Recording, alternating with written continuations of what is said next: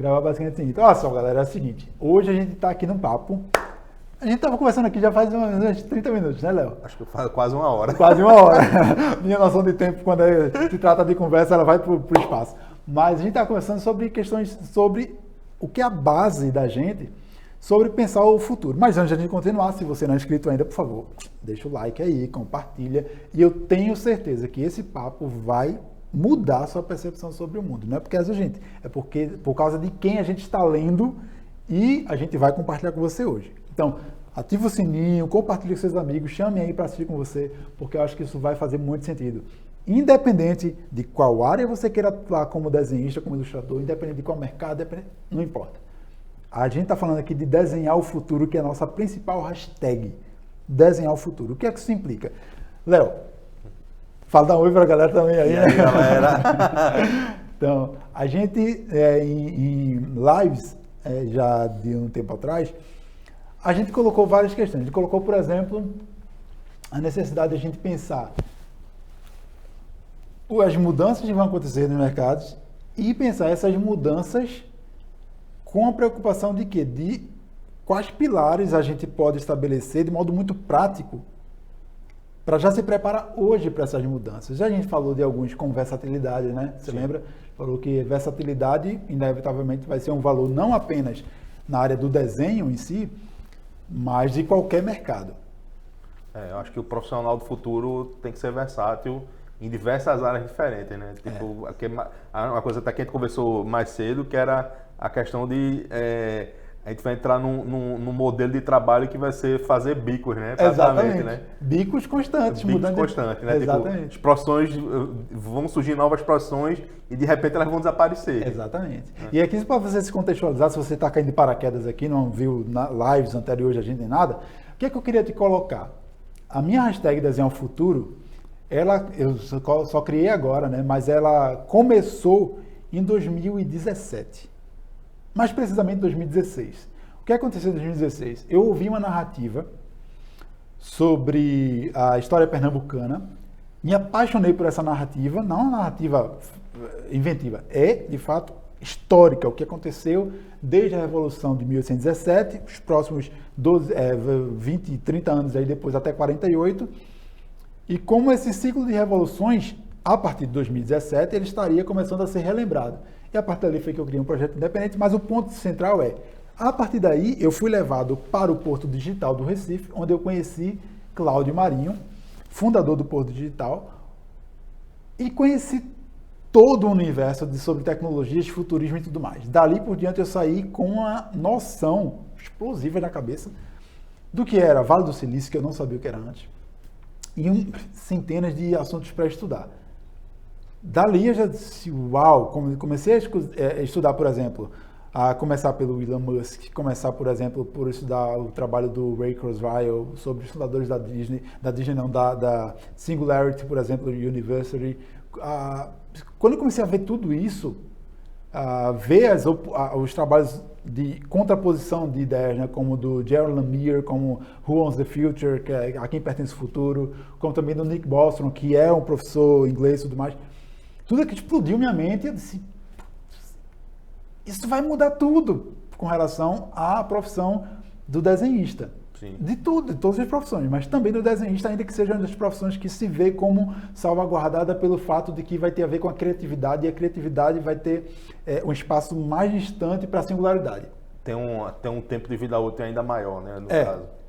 Mas mesmo assim, do ponto de vista do lucro, vai ser afetado quanto, não se tem como estimar quanto isso vai valer ou não para o mercado, e naturalmente a gente vai ter que, provavelmente, trabalhar em mais de uma profissão. Isso é o que se tem no panorama. E aí o último autor que eu passei a ler foi Yuval Harari, Yuval Noah Harari, que é um judeu, também professor na Universidade de Israel, e tem uma trilogia de vários livros, a começar pelo Sapiens, depois o Homo Deus e agora o 21 lições para o século XXI, que é a base da nossa conversa basicamente hoje, né, Léo?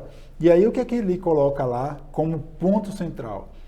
Divisão de mundo, né? Que o ser humano ele é feito de narrativas. Isso ele já vai começando a estabelecer lá desde o Sapiens. O ser humano construi narrativas, né?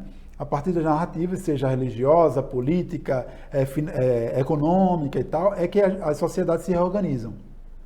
Por isso que uma história que faz sentido na China não faz sentido para a gente, que não faz sentido para a Bélgica e daí por diante. O que ele coloca como ponto, que é o ponto interessante para a gente debater, voltado para a área de desenho, futuro, ilustração e tal, é quais narrativas vão ser as bases para esse futuro. O que ele coloca basicamente é o seguinte: para além de todo o debate ideológico, o que ele coloca é tanto o debate progressista quanto conservador, eles estão totalmente defasados.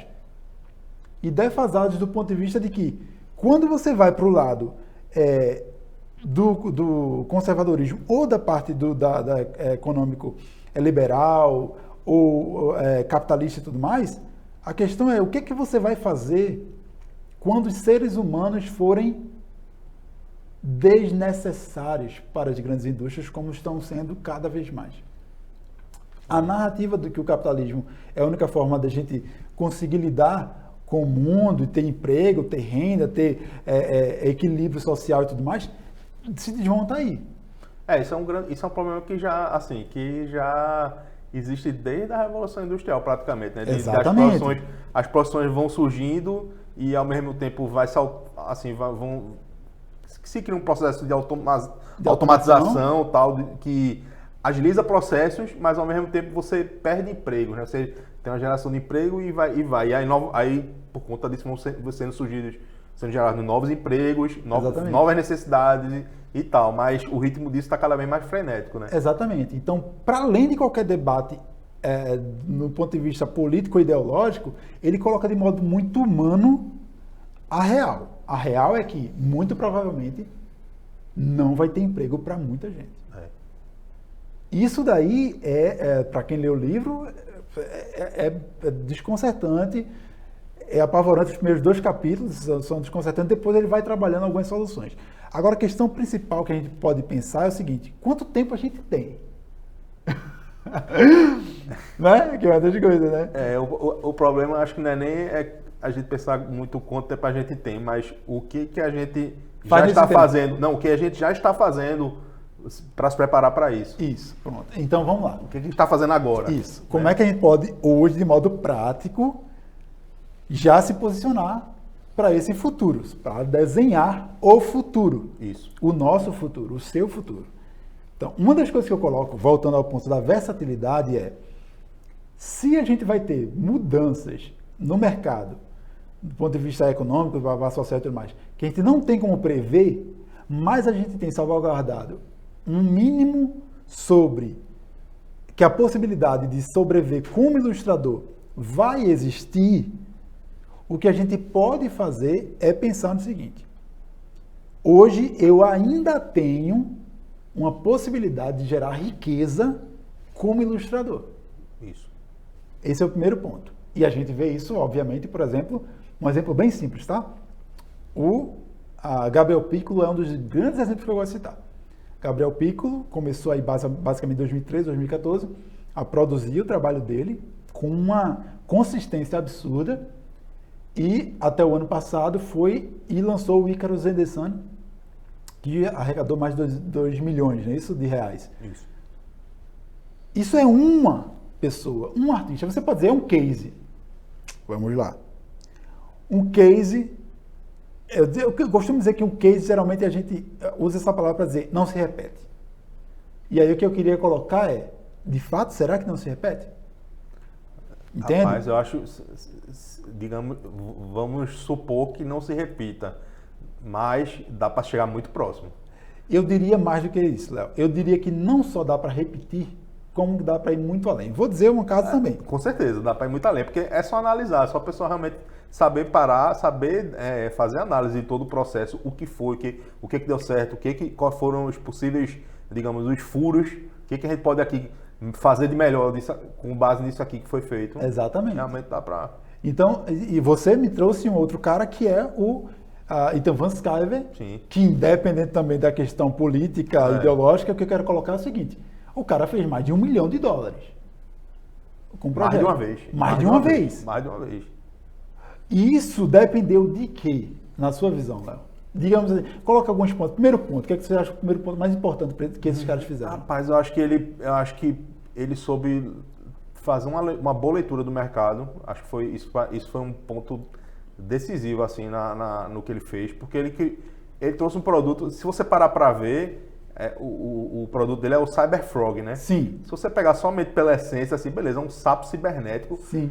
Em frente ao todo o universo de super-heróis, Marvel e DC, Sim. que são as grandes editoras, Sim. você olha assim e faz, rapaz, hilário. Será que vai dar certo? Mas o cara realmente soube fazer um produto certo. Ele investiu, além de analisar um potencial disso de dar certo, investiu em qualidade, Sim. investiu em divulgação, Sim. buscou uma plataforma que fosse mais rentável, tanto na questão de retorno financeiro para ele, quanto na forma de divulgação também. Sim. E que fosse bastante abrangente, pegasse vários públicos diferentes. Perfeito. Então, boa leitura do mercado. No caso do Gabriel Piccolo, me dá a impressão que não é bem isso. Já é outra característica. É fazer o que realmente faz sentido para si. Amor, não quer dizer que não seja o caso do Ethan, também é. Mas eu quero dizer que o Icarus e The Sun tem a ver muito mais com a questão muito emocional pessoal, que ele, tipo assim, colocou por paixão, mas deu tão certo do ponto de vista do lucro por causa do público que ele tinha. A mesma coisa também do Ethan. A gente pode até dizer, de certa forma, que digamos, o Gabriel Piccolo ter estourado foi mais por isso, mas a gente pode até, de certa forma, colocar que a continuidade do sucesso dele é por conta também dele saber analisar o mercado, porque ele viu que é o que dá certo. Perfeito. Ele, digamos assim, ele deu eu vou usar o termo sorte, mas eu não acho que foi bem sorte. Mas, digamos, ele deu a sorte de acertar o público dele, que deu certo, o tipo de trabalho que ele faz, que é aquele que é bastante reflexivo, todo mundo que vê se identifica. Massa. Né? O relatable content, né? As pessoas que vê se identificam facilmente assim, com o tipo de ilustração que ele faz. E realmente ele, beleza, achei meu mercado, achei meu público. Perfeito. Vou continuar com isso aqui que tá dando agora, certo. Na verdade, eu acho que esse é o segundo ponto. Que na verdade, o que a gente não está falando ainda é que ambos têm uma fanbase enorme. Isso. 2 milhões no caso do Gabriel Piccolo, no caso do Ethan, tu faz ideia qual é o número de seguidores dele no Twitter? Não faço de cabeça assim, realmente não estou lembrado não, mas é grande. Muito grande. Então, vamos para o primeiro ponto então. A questão é, vou te fazer uma pergunta agora. Eu acho que essa é a pergunta, Léo. Olha só, se eu te dissesse, ou dissesse para aquele cara, como eu digo para mim mesmo, você só tem mais, no máximo, aí 5 anos para você se garantir como profissional, tendo uma boa renda, gerar riqueza, você só tem mais 5 anos. E isso depende exclusivamente de construir uma fanbase gigante. Eu acho que hoje no mundo das mídias sociais é imprescindível. Acho que até é um fator assim que é um fator que vai facilitar bastante a sua entrada no mercado. Sim. Digamos, se você entrar em uma grande editora, uma coisa assim, é você ter realmente você tem uma fanbase. Você tem que ter um público já cativo, constante, que tem um grande engajamento, né? Exatamente. Realmente. Ou seja, agora vamos novamente pensar. Ao mesmo tempo que a gente está falando do futuro, a gente está falando do presente para ser bem prático. Tudo depende de levar muito a sério a criação dessa fanbase. E, olha só, a gente está partindo do princípio de que, antes mesmo de entrar em pavor sobre o futuro, vamos olhar para o que a gente tem hoje. A gente tem hoje as redes sociais, as mídias sociais, a gente tem uma possibilidade absurda de escalar, e basicamente isso depende de quê? Aí vamos para a segunda pergunta. Do que é que você acha que depende o que é que eu preciso fazer exatamente, o que é que a gente precisa fazer para criar uma fanbase, Léo? Basicamente precisa ter continuidade em muitas coisas. Tem uma continuidade, constância, você tem que ter um ritmo constante. Sim. Não quer dizer que você precisa ser um ritmo frenético, mas você tem que ter uma constância. Exatamente. Tem que ter uma continuidade. A pessoa, digamos, o ser humano, foi uma coisa até que eu li recentemente, que o ser humano, nós temos uma facilidade enorme para nos adequarmos a alguma rotina. Sim. E, de certa forma, mesmo que você poste até, digamos, semanalmente, de 15 em 15 dias, Sim, tal, sim. mas termina que fica na rotina da pessoa. Exatamente. De quem vai absorver seu trabalho, de quem vai consumir seu trabalho. A pessoa está lá postando diariamente, Exatamente. dois dias, semanalmente, quinzenalmente, Exatamente. sabe? E uma das minhas referências, né, que é da nossa referência, na verdade, que é o Gary Vee, Sim. uma das coisas que ele fala que é fundamental é você entrar na rotina das pessoas pelo conteúdo diário de modo profundo, honesto, sensitivo, falando o que você realmente acredita. E isso na área da arte, o que eu acredito que de alguma forma impede um pouco, é as pessoas achar que é só postar desenho. Não, realmente não. Parece que não é mais só isso. Não pode você ser mais precisa, de fato, dizer que veio. Tipo, ainda que você diga, por exemplo, você coloque lá o desenho, digamos aí, você coloca o desenho lá digamos, tá meio vindo sem ideia agora, vamos lá, calma. Você coloca o Capitão América, o símbolo que ele é. Se você coloca só o desenho do Capitão América, pode ser um desenho incrível, fabuloso, tá maravilha. Ok. Você já vai atrair um público de desenhistas ou de pessoas que amam o desenho, e esse é um público. Uhum. Mas se você coloca o Capitão América e coloca frases dos filmes, as melhores frases dos filmes, de alguma forma no design da imagem, você já vai estar envolvendo o outro público que não só gosta de desenho, ainda que não queira ser desenhista, o público que desenha e gosta de ver quem desenha, mas também você vai estar envolvendo o público que é fã do filme. Acho que a gente pode abstrair isso da seguinte forma. Eu quero, digamos, eu trabalho com ilustração, eu posto minhas ilustrações, meus trabalhos, meus desenhos, mas digamos, se você quer ter um engajamento maior, ter um público que consuma mais seu trabalho, que dê mais like, esse tipo de coisa, você também tem que postar coisas que estão na órbita disso. Isso. O que você estuda, o que você lê. Isso. Qual é a sua rotina diária, tipo, foto dos seus bastidores, Perfeito. Coisa que então, tá na órbita, e ao mesmo isso é na órbita imediata. Perfeito. E às vezes até na outra órbita que está circulando essa outra órbita também. Perfeito. Sabe? Isso aí você já está indo para o lado do conteúdo pessoal íntimo, né? Que é o caso dos stories. Sim. Nesse caso, o que vai para os stories é o que gera mais relacionamento. Perfeito. Isso. Mas se eu coloco apenas algo nos stories, que é parte da minha vida, do meu tal, de onde a pessoa vai me conhecer, mas na minha timeline eu coloco apenas um conteúdo, entre aspas, genérico, parece que as duas coisas não se conectam. Não. Faz sentido isso para você? Faz.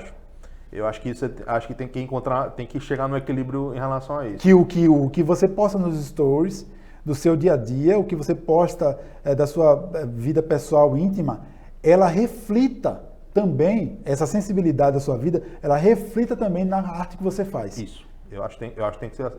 Eu acredito que funciona melhor dessa forma. E aí talvez alguém esteja me perguntando, pô, Tony, mas e aí a tua arte? Isso é um conflito que eu tenho atualmente, por exemplo.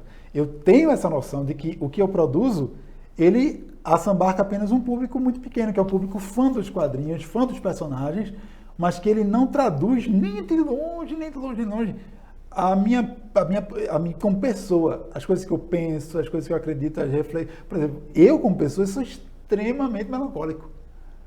Como pessoa, melancólico do ponto de vista filosófico, ou seja, de pensar que gostar da nostalgia, por exemplo, né? Eu sou nostálgica, gostar de lembrar das coisas, gostar de ser grato a pessoas que fizeram diferença na minha vida e tudo mais.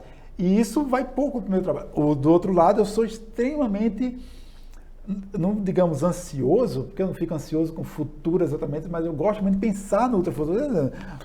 Eu digo que você é um entusiasta do futuro. Entusiasta do futuro, pronto. Então, nada disso está frequente, nem longe, nada, zero. É porque, na verdade, atualmente, o que eu identifico do trabalho é porque não tem ainda abertura para expor esse tipo de conteúdo ainda. Na verdade, não. É porque quando eu comecei a expor isso, que foi já de bate-cara, quando eu descobri esse universo todo, foi em final de 2016. 2017 já estava produzindo o quê? O Reconnectors. 2017 já estava produzindo o Reconnectors. Que já é a visão dele do futuro. Aqui né? já é minha visão do futuro. E, na verdade, não é tanto somente a questão de minha visão. Eu fui colocando aqui uma interpretação pessoal de tudo que eu já estava vendo nos livros do Who Wants the Future, também do Ray Kurzweil e tudo mais. Então, eu não trouxe isso para o universo dos quadrinhos Marvel e DC, porque eu não ilustrei nada futurista. Sim.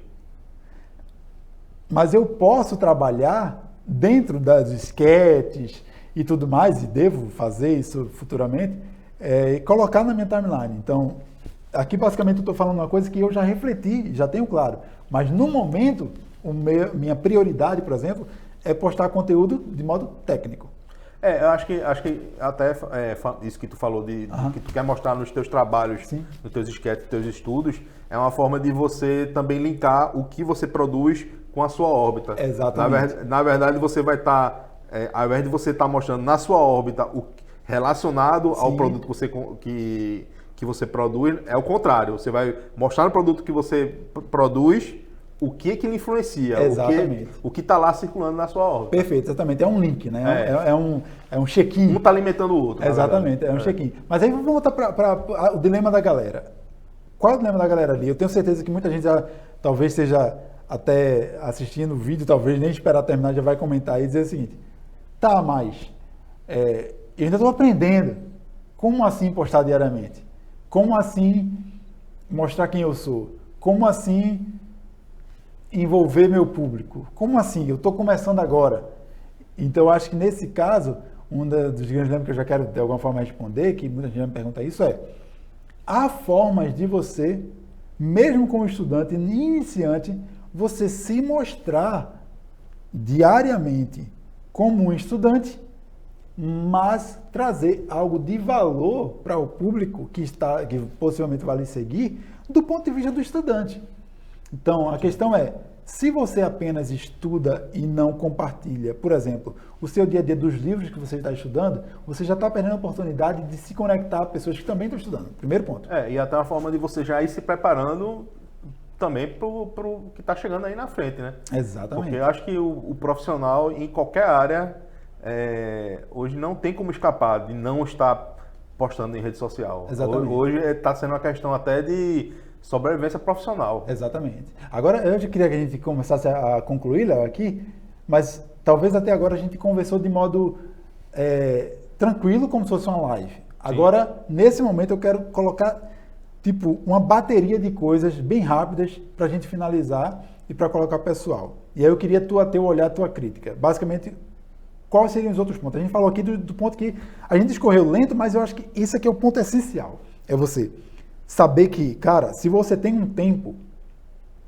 talvez aí de 5 anos. E de 5 anos que eu digo leia o Yuval Harari.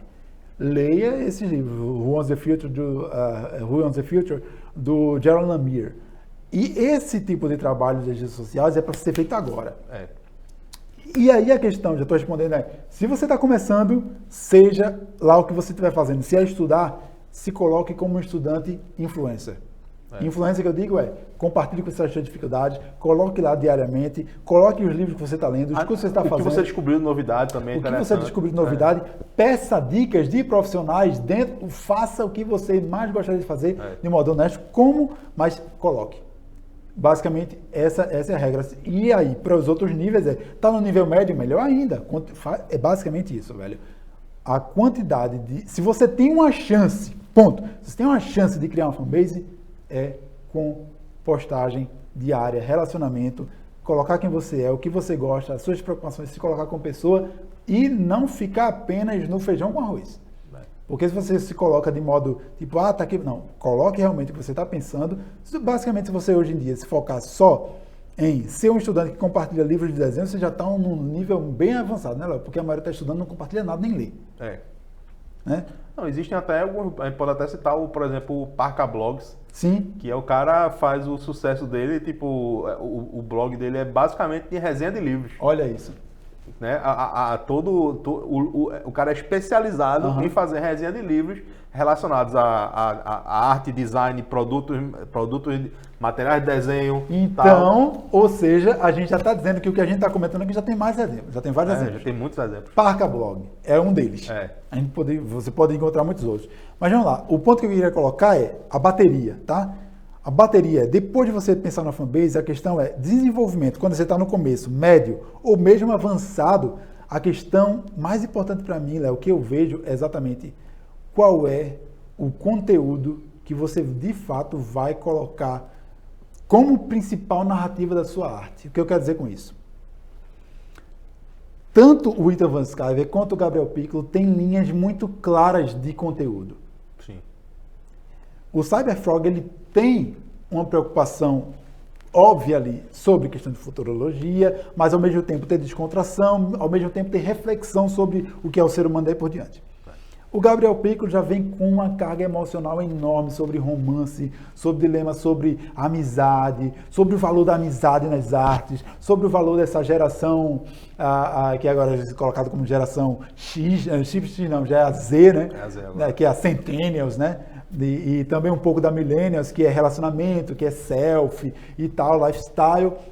Isso pode ficar muito sutil, mas a real aqui que eu quero colocar, isso se trata de uma linha narrativa, um tipo de conteúdo que é o Relatable content. relatable content, que tem a ver com isso é o que eu escolhi para me preocupar e para compartilhar. Essa é a minha vida, esse é meu universo particular, digamos assim. É. Eu acho que isso parte muito do próprio autoconhecimento, né? Autoconhecimento. Você tem que é importante o artista ele se conhecer, identificar quais são os seus gostos mesmo, Sim. o que te motiva, o que te comove. Suas angústias também. Tipo, quais são seus dilemas, quais Exatamente. são realmente o que te motiva tal, para você tentar exprimir isso com sua arte, né? Exatamente. Então aí a primeira ponto da segunda bateria, né, é exatamente essa. Se você ter um conteúdo, você maravilhoso aí sobre autoconhecimento, que é fundamental, e a partir daí a outra bateria que eu digo é cadenciar esse conteúdo.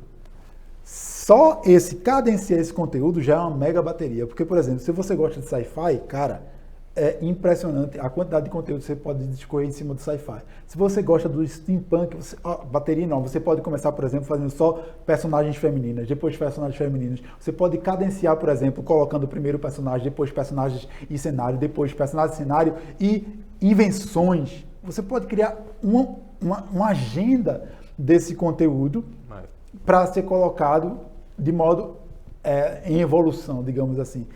E o último ponto que eu colocaria dessa bateria é você escolher exatamente o tipo de produtos que você pode colocar à disposição para ser produzido do pequeno para o médio para o grande. Ou seja, você pensar na continuidade. Então, estamos fechando com um bocado de conteúdo. A gente passou um bom tempo discorrendo sobre ideias de futuro, depois a gente foi para a coisa básica que a gente pode fazer hoje. Geração de fanbase. Como gerar essa fanbase, mesmo sendo iniciante, como médio, mas o que vai ser mais forte, seja para, independente de qual nível você esteja, é o relatable content. E depois daí, o quarto ponto nesse caso é como você cadencia esses produtos. Como é que eu poderia cadenciar esses produtos? Um deles, sketchbook, você pode colocar de modo temático. Você pode colocar Steampunk Girls, por exemplo, e você simplesmente focar em um ou vários sketchbooks só de meninas de steampunk, depois só de personagens masculinos aí por diante, pegar o conteúdo que a gente falou, que poderia ser cadenciado como postagem, transformado em sketchbooks e em artbooks, no caso de colores aí por diante.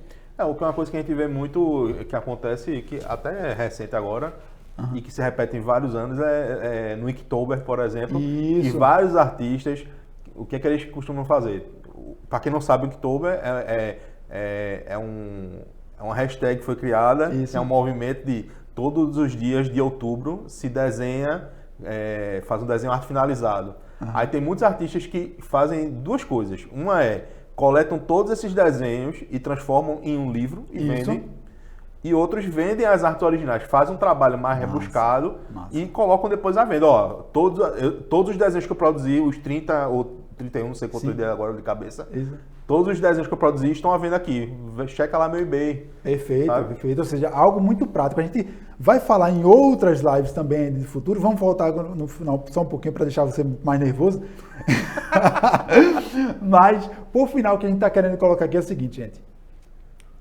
O futuro é muito incerto. Acho que hoje está sendo definida essa era como a era da incerteza, né? Então, o futuro é muito certo. Mas o que mais me preocupa, Léo, não é o futuro exatamente. É o quão paralisado os artistas estão se colocando ainda. O como essa ansiedade está deixando que as pessoas fiquem cegas para o que se pode fazer hoje, que as possibilidades são absurdas, cara, absurdas. E tudo basicamente depende de o que é que eu tenho para hoje, o que é que eu tenho para hoje, o que é que eu tenho para hoje, o que é que eu tenho para hoje, o que é que eu tenho para hoje. Acho que tocasse um ponto interessante, que é realmente a ansiedade, em alguns momentos, ela é paralisante. É paralisante. Mas a questão é, vamos vencer a ansiedade com mais ansiedade. Ou seja, tá ansioso, brother? Agora pensa, beleza, você tá ansioso com coisa que vai acontecer daqui a 10 anos, daqui a 20 anos, beleza. E se você soubesse que isso que você está esperando daqui a 10 anos, 20 anos, se você só tivesse 5 para resolver esse problema que vai ser daqui a 10? Acho que, na verdade, até o que vai facilitar é a forma como a gente vai encarar, né? Porque acho que a gente tem em comum que a gente encara, a gente encara o futuro como uma coisa excitante, né? Exatamente. A gente tá ansioso, não nervoso, mas a gente tá, tipo, empolgado, querendo que chegue logo. Empolgado. Eu acho que isso é uma das características da nossa geração, né? A nossa geração, ela é marcada pela ansiedade, pela incerteza, mas, ao mesmo tempo, por gostar do desafio. E eu acho que a maioria, na verdade, é que está deixando que essa paixão pelo desafio seja sufocado pela sensação de que esse futuro que vem daqui a 10 anos, ele pode ser amanhã. Isso é mentira. Eu acho que isso é que está jogando a palavra em inglês, que é igual ao português, que é pressão, mas a palavra, a sonoridade do pressure, ele tem essa questão de acachapante, entende? Então, acho que eu queria deixar para você por último é isso. O futuro, ele de fato é incerto, mais incerto, quanto mais ele passa, daqui a 5, daqui a 10, mas a gente pode vencer a ansiedade com mais ansiedade no sentido seguinte, o que é que eu tenho para hoje? Ansiedade do hoje. O que é que eu tenho para hoje? Eu acho que a gente pode dizer que o futuro é incerto, mas quem vai gerar esse futuro somos nós. O futuro é incerto, mas o hoje é muito certo, Léo. O hoje é muito certo, e o que a gente tem hoje, galera, de verdade, a gente tem porrada de mídias sociais. A gente tem um frenesi enorme das pessoas por querer conteúdos originais, viscerais, por conhecer pessoas, por ver pessoas, e isso é de fato hoje. O hoje não é tão incerto assim. Mercado para conteúdo original existe demais. Demais. Eu acho que a gente pode encerrar aqui. Eu sou o Tony Silva, se você não me acompanha ainda, basicamente quero aqui de parabéns, já deve ter perdido esse cara falando aí quase mais de 30 minutos. E quem é Léo? Léo é o meu parceiro, tanto na parte da Tony Silva, que é um projeto social, como também na UEON, que por enquanto está um pouquinho parada, mas a gente já está voltando a produzir A Noiva. Cadê isso? A Noiva, que foi o nosso primeiro projeto, ele ilustrou a número 4, está ilustrando a número 5, e em 2020 a gente vai ter muitas novidades aí. Né? Opa! E além disso, no meu projeto pessoal de gerar conteúdo didático, o Léo é o cara que é expert em ver, Tony, demanda é X, formato é X, a gente pode colocar em tais e tais plataformas e muito em breve a gente vai estar podendo mostrar aqui, né, Léo? Acho que em breve a gente vai poder compartilhar bastante coisa. É verdade. Mas por enquanto a gente só quer dizer para vocês um pouquinho dos bastidores que a gente já tinha acabado de conversar, né, Léo, sobre essas coisas. Estamos colocando aqui para vocês de modo muito honesto. Léo, deixa eu última palavra aí. Não, acho que é agradecer novamente a oportunidade aqui. Ainda fico um pouco tímido ainda para falar nas câmeras, mas acho que quem tem acompanhado os vídeos está vendo que estou conseguindo evoluir um pouco mais. Dizer também para a galera, sempre que quiser compartilhar trabalho, usar a hashtag Desenhar o Futuro, que é a hashtag que a gente usa mesmo. Exatamente. E quem quiser me seguir também, estou lá no Instagram, @Leonardo Menezes. Vamos junto, galera. Vamos desenhar o futuro. O amanhã é incerto, mas o hoje é certo. Manda ver, brother. E como o Léo gosta de desenhar, como gosta de dizer às vezes no grupo dos alunos, né? Vai desenhar. Vai desenhar. Tchau, tchau, galera. Beijão pra vocês. Tchau.